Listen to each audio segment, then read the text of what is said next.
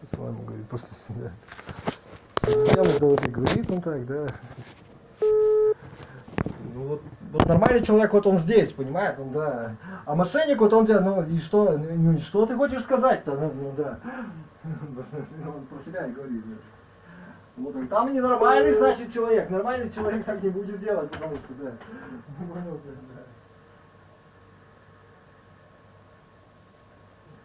да.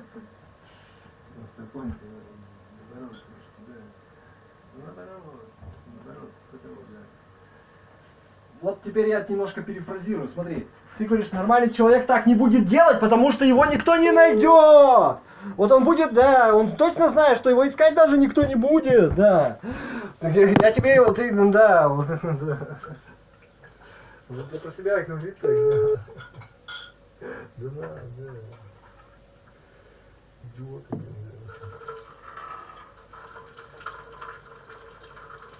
Наоборот,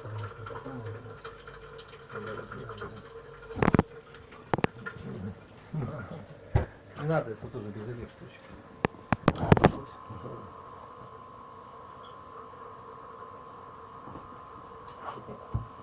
Наоборот, нет, не надо.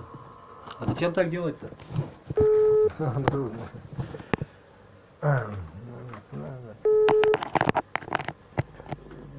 А как ты, что ты хочешь? Нет, что-то еще надо тебе пояснять, что ли? Нет, вот нет, наоборот.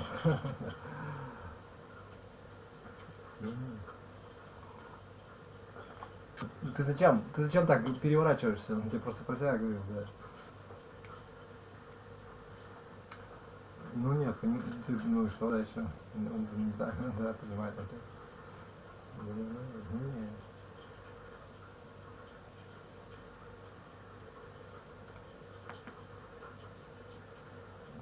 Нормально, ну да, то есть, типа того, людям есть чем до чего, как бы, да, до чего, да.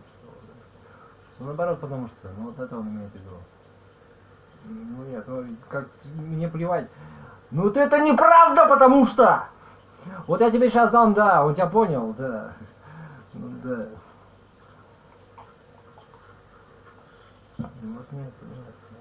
Managing your projects should feel more like this. That's why you need ClickUp. Я тебя опережаю, я тебе говорю, что это неправда. Если ты дашь возможность всем воровать, воровать будут не все.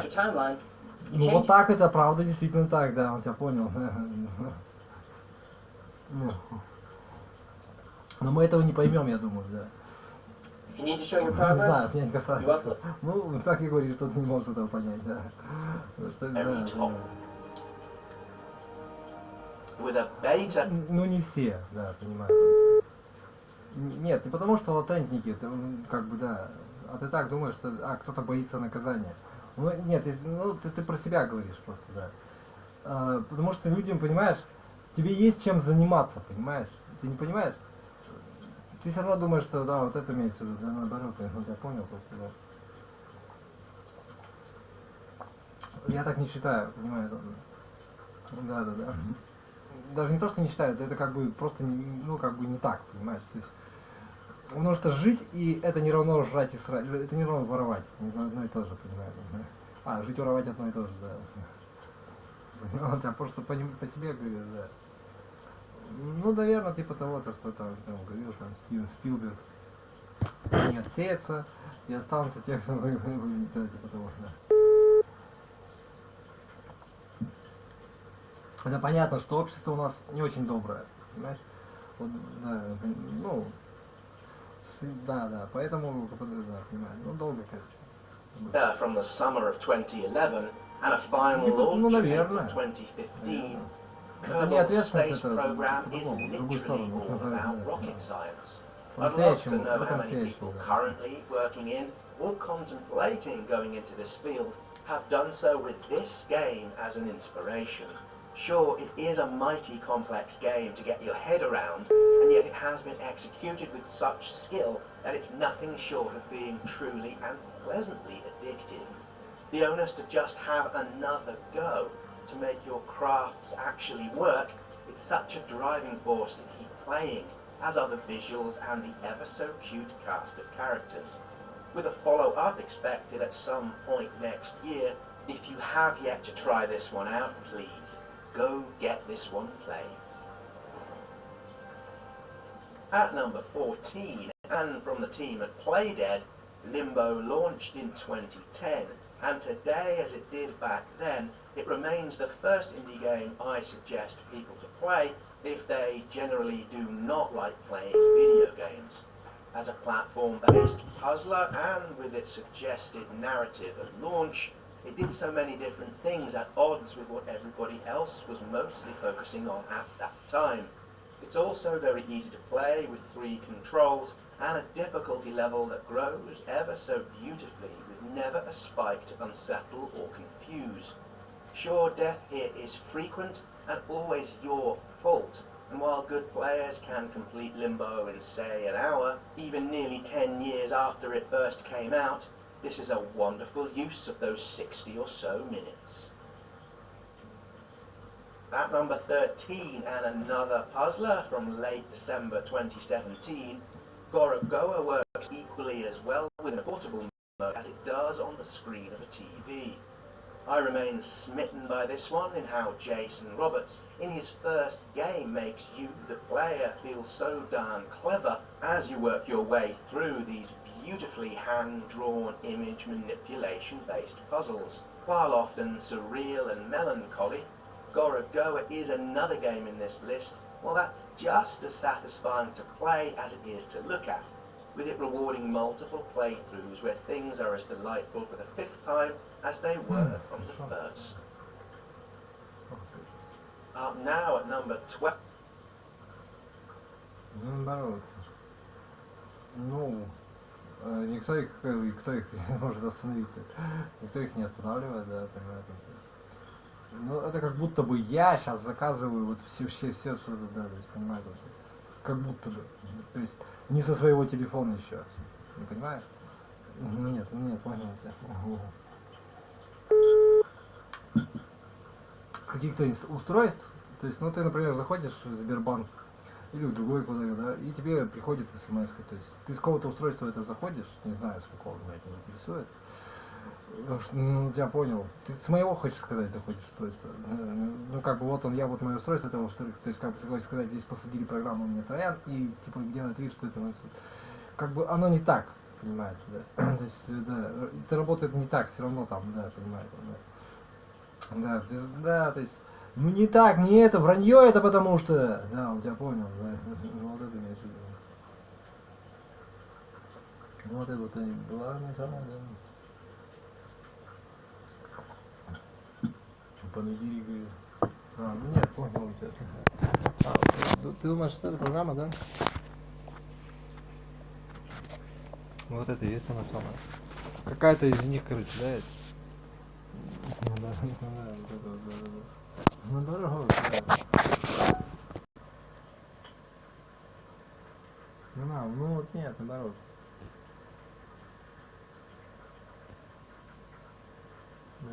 Обе удалились сразу, да, вот это, да. Одну удалились.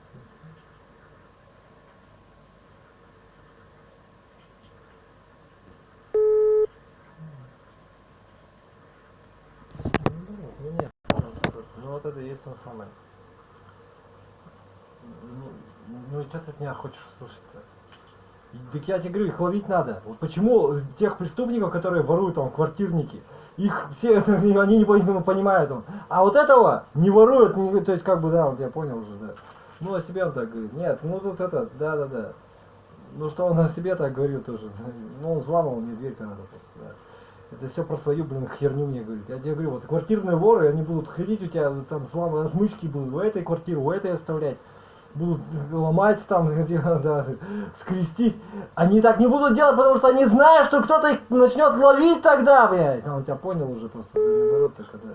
Ну нет, понимает он тебя, да. Что кто-то засечет их соседей, да, там, типа того. Ну ладно, ты просто местный житель, да, он про себя и говорит, да, да, то есть, ну вот это он имеет в виду. Нет, ну тебя все равно найдут, понимают, да. То есть, ну, поймешь потом, да. как бы, да, то есть, это все о своей хуйне говорит. Почему вот другие преступники, понимают, да, он на себе так говорит, потому что, да, ну, мне-то что ты мне рассказываешь? Он тебя понимает. Я тебе просто объясняю, что почему, да, что этих преступников, что их никто наказывать не будет. Понимаешь? Да. Потому что вот никто тебе просто так на улице с пистолетом не подойдет и деньги не отнимет и не останется безнаказанным. Но этот шанс, он как бы невысокий очень, понимает он тебя, да. Да, поэтому так просто это не делается. То есть, как бы не будешь просто так ходить с пистолетом по улице, скорее всего, если ты в своем уме, и отнимать у каждого человека, который тебе, ну, как бы, у каждого первого или у каждого второго, там, как, ну, кошельки там или что, драгоценности, понимает он тебя. А здесь ты можешь сколько угодно, потому что, да, человеку слать, звонить, смс-ки слать, то есть регистрировать банковский счет на него пытаться сделать, он ты достал уже просто, да, он тебя понял. Ты, блядь, дебил, что ли? Я тебе объясняю. Все эти входы с мошеннических устройств. Значит, ты мошенник, блядь. Банковский сотрудник, блядь, да. Он тебя понял уже? Да нет, он нет, понял тебя просто. Да. Ну нет. Ну вот нет, он тебя понял уже, да, да. Ты тупой вообще, что ли, блин? Он себе говорит. Там вот прям вот те, кто сейчас это делают, я тебе объясню, ты не кретин ведь, наверное, понимаешь? Их надо вязать, и они должны ответить перед законом, передо мной. И всем деньги заплатить, кому нужны еще там. Да. Но это не важно, должны, не должны, это не важно. Это я просто так уже говорю, да. Это я просто со злобы говорю. Ну, то есть, как бы, ну и что ответить кому? Мне интересно, чтобы мне деньги вернули обратно. А так мне вообще на вас похер. Да, ну не совсем похер, вот это вот тоже просто как бы ты сказал похер, и там сразу куча этих уродов пришли с пистолетами, с отмычками, с отвертками, блин, понимаешь? Как бы я тебе просто объясняю, то есть как бы похер, но ты ответь, потому что нормальный человек так делать не будет. Только, да, только я тебе, ну, понял себя просто, да. Вот я тебе объясняю еще раз, зачем ты все перевираешь? Я тебе простую вещь говорю. Это делают мошенники, и их никто не наказывает, понимает он тебе. Вот прямо сейчас они это делают, понимаешь? И это мошенники, понимаешь? У них цель этих мошенников, как бы, ну не знаю, вот зачем они тебе будут взламывать банковский счет, зачем? Зачем они будут на тебя заказы какие-то делать, хотя на твой телефон, хотя они их не собирают, ну то есть как бы, в надежде, что сейчас в прямом эфире они увидят это там, зачем?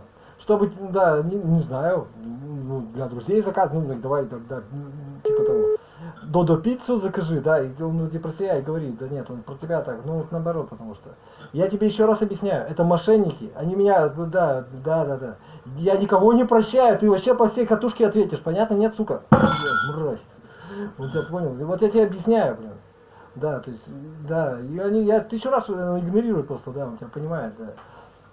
Я тебе говорю, ну как бы, ну а как тебя еще назвать? Мошенник, так он себе так говорит, да, вот и вот, понял тебя, ну вот это и есть он самый. Вор, ну да. В каком законе? В какой еще закон? У тебя что, закон есть или какой-то? Или что? Ты понял? Ну да. Ну то есть, в смысле, что его никто не наказывает? Нет, нет. Что наказать его никто не может, вот он сейчас это делает, а ты бы мог быть на моем месте, понимаешь? Ну просто у тебя прямого эфира нет, а у тебя вот будет прямой эфир, например, ну, к примеру, и ты их не сможешь даже, то есть как бы их даже ловить не будут. Хотя тут как бы, да, он сидит с этих вот там написано, там, да, понятно, да. Как бы, ну, есть такие, я не думаю, что это большая проблема, понимаешь? Просто, да, есть такие органы, которые могут тебя поймать, понимаешь, он тебя, да, то есть как бы, это не, ну, смотри, вот провайдер, да, то есть, к нему КГБшник пришел к провайдеру, вот я вот тут данные там, ну и так далее. То есть давай не будем смешить. Это как бы электронный, да, то есть как бы кому надо, то есть эти данные они все равно есть. Тем более сейчас их заставляют сохранять, как бы, да. Не надо делать вид, что там все такое исчезло. Тем более банк. Ты хочешь, думаешь, банк не будет, ну, я понял, что, да. Ты за идиота меня держишь, что ли, совсем, да. То есть, да. То есть как бы их всех можно найти, причем запросто, понимаешь. Ну или чуть, ну, понимаешь, да. Но их не ищут. Вот прямо вот ниточка есть прямо к ним, понимаешь. И, скорее всего, даже их, может, даже знают, кто там. То есть, как бы, ну, человек приходит в банк, называется твоим именем, как бы, и забирает твои деньги. Но это, и банк знает, что это не ты, понимаешь? Ну, ему похер этому банку, да. Ну, похер, потому что у него есть там конструкция, если ему сделают там, да, это не важно. Это даже не важно. Ему будет не похер тогда, когда просто ему скажут, что банк, это был мошенник, Ты иди бегай за ним сам, ты ему деньги отдал. Потому что, да, вот, и все, и тогда проблема решена, понимаешь, да. То есть, и приходит клиент, говорит, это был мошенник, все. Да, понимаю, я не буду даже вашим, да, понял он тебя просто. Да. И тебя предупредили еще даже, что это был мошенник, он тебя понял просто, нет, он тебе себе так говорит, да. Вот он понял тебя. Ну, я тебе пример, ну, да, на себе так говорю. Да, ну, например, да.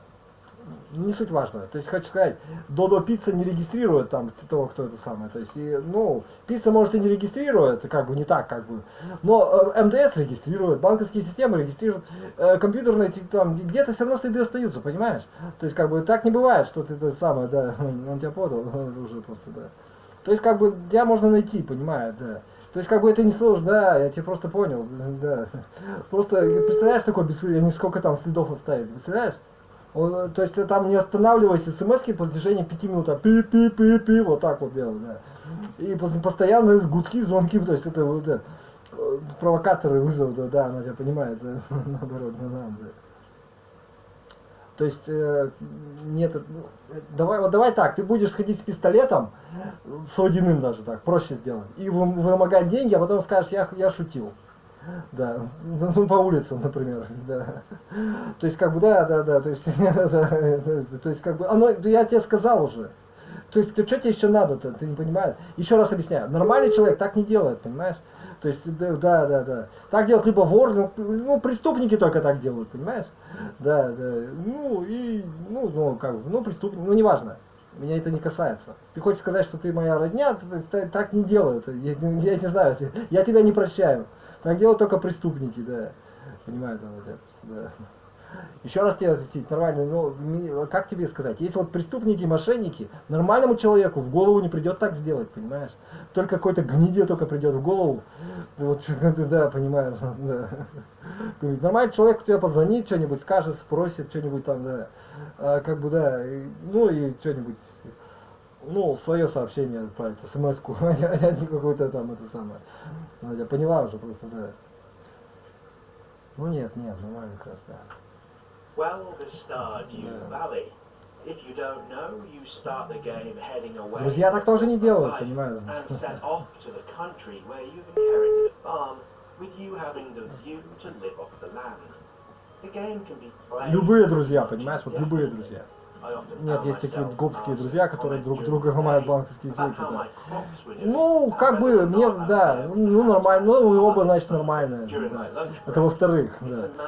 Да, во-первых, как бы, да, такой, ну, да, я понял. Да, ну, да. Это ко мне точно не относится, понимаешь, да, в-третьих, как бы. И как бы, просто, да, то есть, ты не, ну, как бы, ну, я тебя не прощаю, короче, да, понимаю, не собираюсь, да. Отметь, ну, так отметишь его, Up now at number 11, Shovel Knight came about following a successful Kickstarter campaign and launched onto home PC, the Wii U and 3DS in June 2014. Since then, it has seen numerous updates and additions, with it more recently coming to the Switch, which is where I've gone back to play it again. Shovel Knight remains an exquisite platformer, and over the years it's been steadily improved in pretty much every way. The silky smooth nature of the combat, though, it's always been there, and it's another key highlight. The story is also perhaps surprisingly well written for this type of indie game, and the story is also perhaps surprisingly well written for this type of indie game, and if you are new to it, make sure you pick up the Treasure Trove edition, which is my personal favourite of all of the Shovel Knight's expansion. Приветствую. Меня зовут Дмитрий Дьяков, и сейчас я хочу пригласить вас на мой бесплатный практический онлайн-тренинг. Into the Breach, my number 10, launched in late February 2018. Лови быстрее его, да. And with it comes Всех лови, понимаешь, можно. Я тебе объясняю, они все мошенники, понимаешь? Ты ничего не понимаешь, и кто неповадно будет, наверное, ну как бы не знаю. Ну смотря какая у тебя профессия, да, просто, ну ты про себя говорил. Ну а как ты, что ты вот сделал свою профессию, смотри, то есть у тебя профессия фермер, Ты вот вырастил столько, тебе премию дали. У тебя профессия там, да, ну, ничего не понимаешь, что ли? Он тебя понял, да. А, так это они и есть, наверное, ну, да, понял тебя. А, то есть это ментуру так работает, что ли? Он тебе, представляешь, говорил так. А, ну это, ну и что? То есть они так и грабежом и промышляют, что ли? Что получается? Ну да.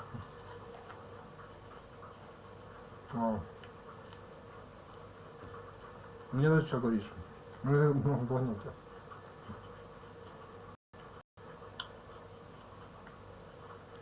А, ну вот это есть оно самое. То есть пока никто не видит, сзади было. А прикинь, потом все обнаружат, ну вот я понял, просто. Еще раз тебе повторить. Нормальный человек такой не будет, только мент такой, да. Вот и во-вторых, получается, да. Нет, ну да. Ну это нехорошо, это так, преступники его говорят. Да, то есть, ну, я не знаю, почему так. Нехорошо, да. Нет, это про себя так говорить. Ну, как бы, да. То есть, но все равно, да, то есть, вор, он не важно какой, как бы, да. Ну, и что дальше? Ну, я понял. Меня это не касается, я тебе просто объясняю ситуацию, что ты, да. Да, я не думаю, что это, ну и ладно. Fingernail biting tension, and is the only turn-based game to никто тебя не возьмет, to this best indie games of the decade showcase. What puts Into the Breach ahead of all others in this past decade comes solely down to the combat and associated gameplay loop. While the game tends to be short between, say, 5 and 10 minutes, it's so very exact in how it plays out, particularly on how a poor first couple of moves can really set you back. At times the game had me feel genuine anger upon setting up and actioning a daft choice to see the destruction unfold when in hindsight, it's perfectly obvious the move I should have taken was right there staring me in the face. Into the Breach really is turn-based perfection. At number 9, Hollow Knight took me a long time to come around to its charms. And let's remember, everything in this list is from a purely subjective perspective, so I understand how such a turn of phrase in not being grabbed by the lapels by this one within 5 seconds could be difficult for some people to understand. However, having put the effort in rather than walking away as I might have done, eventually Hollow Knight revealed its charm. This all came firstly through the art style and subtle musical score, and then with the boss sections. With the more I played, the more it won me over as an overall package. The combat is tough and precise, and once you have a feel for the fight ahead and your eye in the game, the challenge and play in seeing off these adversaries comes a delight. Aside from how Hollow Knight looks and plays, considering it was made only by 3 people, there's so much here to explore, and as far as crossovers go between, say, the mechanics of a Super Metroid and the world creation of the Dark Souls franchise, there's nothing really quite like it. At number 8, Celeste tells the story of a young woman making her way up the titular mountain, with it coming out late January of last year. Pared back to the basics, Celeste is a survive the room type of game, which at times needs pixel point accuracy within its platforming and has a devilishly difficult learning curve. While the gameplay is compelling throughout, it also delivers an equally well-constructed narrative with an overriding sense of goodness and hope. The characters are all likeable, everything's well written and easy to relate to, while the colourful pixel art is as good as anything else we've really seen this past 10 years. While Celeste is hard, it's one of the best examples of games with accessibility options that can help remove difficulty-related content gatekeeping. The assist mode, where players are able to adjust a number of options, really helps the overall access and opportunity should players want to play, for example, at a lower speed or with maybe infinite stamina. Sure, purists may take an issue, but that's by the by. Celeste is brilliant on many levels, and the fact the assist mode means I'm still able to play it with a thumb that's well past its prime is a beautiful piece of empathy from the developers. Что-то еще как-то. Ну, потому что, да. Нет, я не хочу, чтобы их остановили. Я хочу, чтобы, как бы, чтобы они остановились. Я не хочу, я хочу, чтобы их поймали. Понимаешь? Да. Я достаточно хорошо говорю тебе, да? Потому что это мошенники, да, чтобы, да, понимаешь. Все, точка, да. Всех до одного, понимаешь? Ну, как бы, если там, если всех, короче, нахуй. Да. Ничего, это нормально. Вот я тебе говорю, тебе кажется, что это нормально, а я тебе говорю, что это ненормально, бля! Не понимаешь, что я надо гнать, понимаете?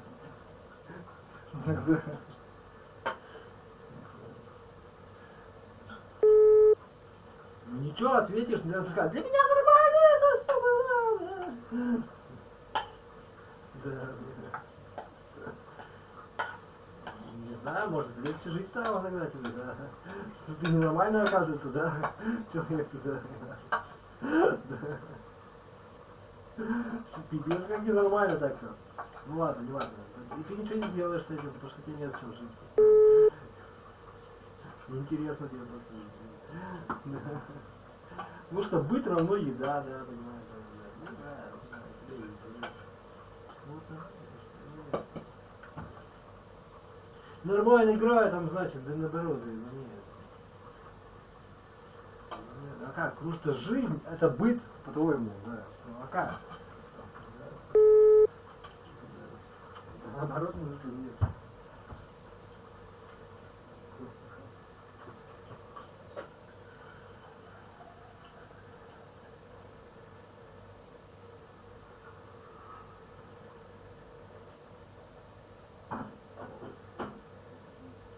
Любовь к продукте любви, понимаешь? Жизнь это продукты любви. Это не мужская тема. Совсем не мужская, да. Ну так, ну мы в этом соучаствуем чуть-чуть. А так как бы да. Ну да. Вот это уже я не могу тебе сказать. Да.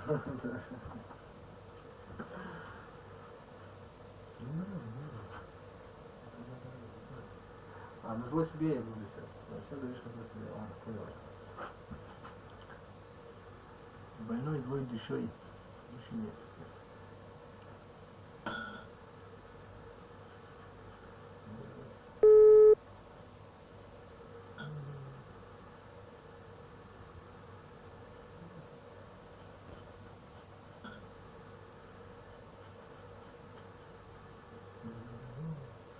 Вот нет, себе так надо.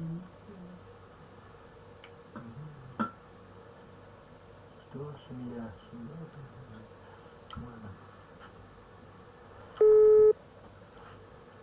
At number 7, Return of the Obra Dinn from Lucas Pope, the developer behind Papers, Please, is exceptionally classy and by far the biggest surprise for me for many years. The Obra Dinn has drifted into Ford, having disappeared some 6 years ago. Your role is to find out what happened to those on board with assistance from a rather special pocket watch. This timepiece gives you a view of the last few moments of the crew and passengers and tell who they were, how they died, and if necessary, who killed them. The cause of death is usually fairly easy to work out. A tragic accident, being shot by a crewmate, or something way more sinister. The visuals, while minimal, are in places breathtaking. The sound too, from the musical ditties to the voice acting, is magnificent throughout. And the story, well, I can't discuss that in too much detail as it is so key to the overall experience. Let's say it is superbly written and wonderfully engaging, and kept me wanting to play just to see and hear more of it. What's more astounding though in how the Obra Dinn does is how it interacts with players. There's no hand-holding or guides. It assumes you have the grey matter here to figure this all out. Now in these terms, just like The Witness from earlier, the Obra Dinn is a highly empowering experience and well deserves a place in this rundown. Next up at number 6, and while originally out as a piece of freeware in 2008, Spelunky qualifies for this countdown, with it getting a remake for the Xbox 360 in 2012. Spelunky was my first experience in knowingly playing a game with procedural generation, and back then, this was a hugely exciting thing for me, with it offering a different and dynamically produced game world with each and every play. Having played it again recently on the PlayStation 4, I've forgotten how challenging it is, and yet, like all great games, the challenge is never unfair and keeps me coming back for more. While of course there have been many others that followed what Spelunky did, none of them have quite matched the sheer enjoyment I get or got from playing or even thinking about it. With a sequel out perhaps next year, it has a long way to match or better this first iteration.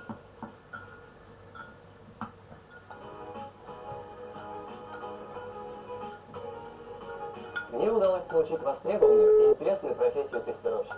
Работу, которая мне нравится. Это новый этап в моей карьере и жизни.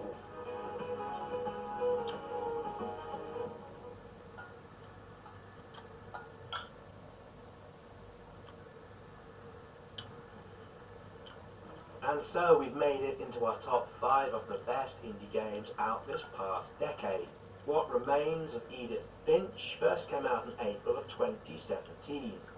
Edith Finch from the team at Giant Sparrow is a masterpiece of storytelling, and even though the subject matter drifts towards the melancholy, with the sum total of the gaming experience, it is utterly majestic. In Edith Finch, we have an interactive journey through the lives of a number of the Finch family, all of whom are destined to meet untimely ends, with the family suffering tragedy after tragedy. You play as Edith, having returned to the family home after a period of absence, and you find your way walking along the corridors of the ramshackle home as you piece together a family history by way of visualizations of her family members on the day of their deaths. Looks and sounds-wise, Edith Finch is gorgeous throughout and offers some of the finest environmental immersion of any of these type of games. It's hugely clever and unique in the way the stories combine and interleave with each other, and without spoilers, the twists when they come are beautifully screened. What Remains of Edith Finch was my game of the year in 2017, and like Gone Home and Firewatch, will remain a yardstick by which other games of this genre shall be measured. At number 4, and just missing a podium position, Axiom Verge came out in 2015 on the PlayStation 4, and since then has been ported onto many other platforms. Like many of these games, I've recently gone back to it by way of the version on the Switch, and to be honest, it feels right at home on this handheld portable. As for me, it often rewards shorter play, meaning I can have sessions, say, on the way to work, although it is equally as fun to play on a big screen while docked to a TV. While there have been, say, hundreds of games like Axiom Verge, there are very few that have stuck in the mind as much as this one has. That said, this isn't the last Metroidvania game to feature in this countdown, and so with that, let's get down to the very pointy end of the countdown. At number 3, Sam Barlow's Her Story was by a country mile my game of the year when it launched in 2015. And while it has a simple premise and only takes 4 or so hours to play, and while not a new concept, its unique take on the full motion video format was a step change for the genre and paved the way for its successor Telling Lies, and say the likes of the equally enjoyable and hugely undervalued Eliza. In Her Story, you play as an unnamed protagonist, where you look at a police computer with it giving you hundreds of video clips relating to a fictional murder from 1994.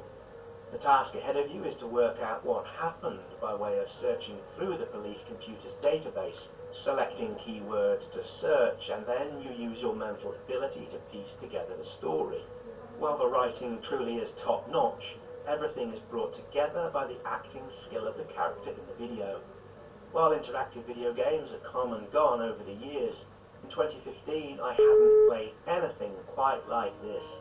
I'm certain Her Story will remain the central reference for these interactive video games for years and years to come.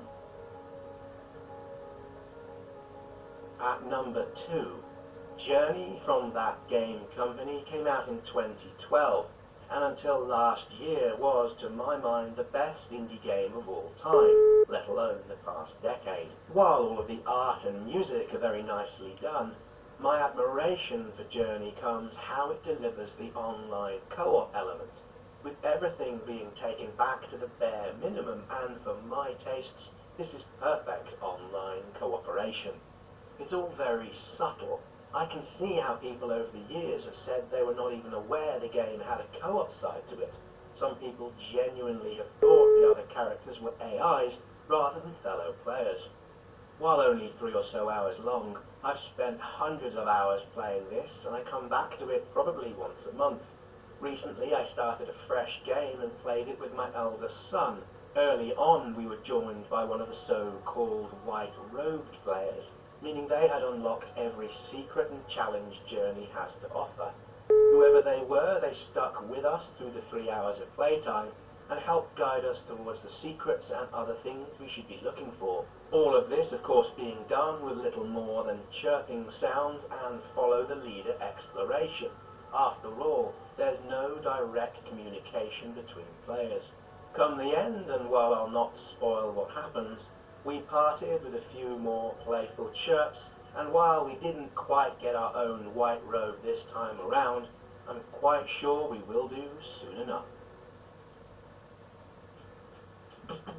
When you want your presentation to stand out from the crowd.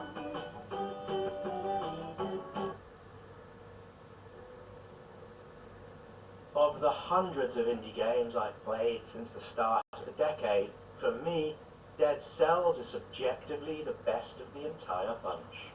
What Motion Twin have done with Dead Cells, well, they've created an extraordinary and powerful piece of theatre, and having put hundreds of hours into the game across 3 different platforms, each time I pick it up again, Dead Cells still feels as fresh as ever, and as I've said before, it gives me the same feeling as the best roller coaster rides, but without having that long, slow drag to the top before the drop. From the beginning, combat is white-knuckle levels of fun, the weaponry is substantial, and while a hard game, the difficulty is handled and implemented in a way that facilitates accessibility to its content, largely through the permanent nature of the player upgrades. Dead Cells also benefits from how adaptive it can be to suit whatever style of play fits you and your mood of the time. You can play this as a puzzler, as a platformer. If you want strategy and exploration, well, it all does that so very well. It isn't flawless, though. The use and implementation of the random generation at times gives odd level layouts, and the combat can be heavily weighted against you, particularly at the start. Early on, you will find many occasions.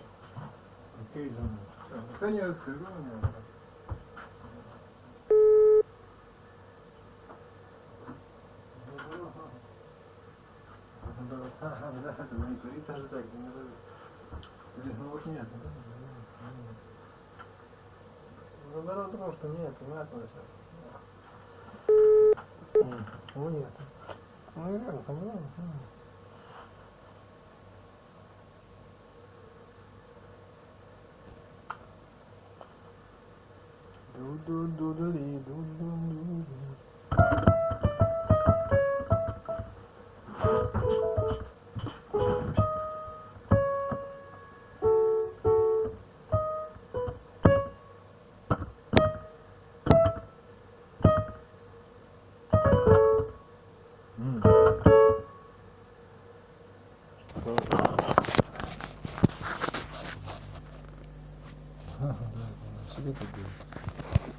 Что за бред? О чем он говорит?